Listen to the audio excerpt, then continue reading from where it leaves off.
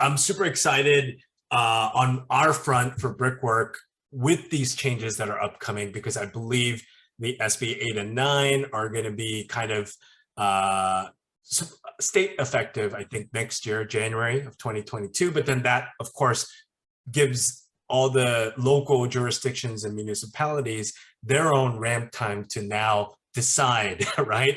If they're going to implement, what those conditions are going to be. Can you talk briefly on that process? That it isn't immediately effective, right? It now has to depend on the local cities and jurisdictions to, I guess, create some sort of like, okay, guidelines around it, right? Or conditions. Yeah. So you're right.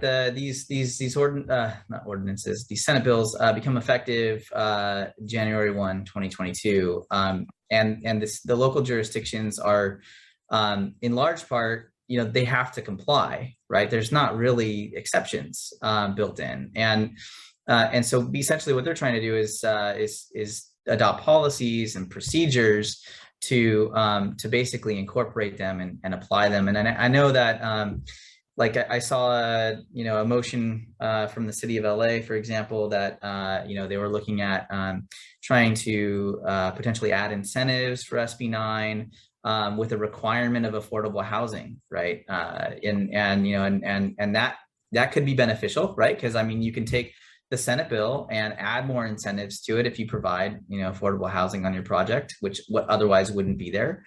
And so that's what I think jurisdictions are working towards. There's also I forgot to mention AB 2345, which is that's something that the city of LA already has a density bonus program built in that increases your density beyond 35%. It's already a process within the city of LA. So the city of LA essentially does not have to honor that portion of AB 2345. But other jurisdictions that don't have that are essentially your density bonus.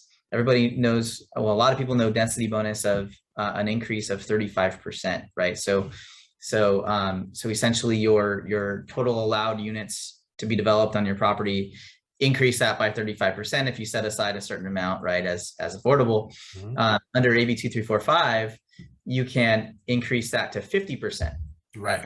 Increases that, right? And it also changed and added some incentives for parking, and also measuring the distance to a transit stop, taking it from the entrance to, if there's a parking lot nearby, then you take the entrance to the parking lot.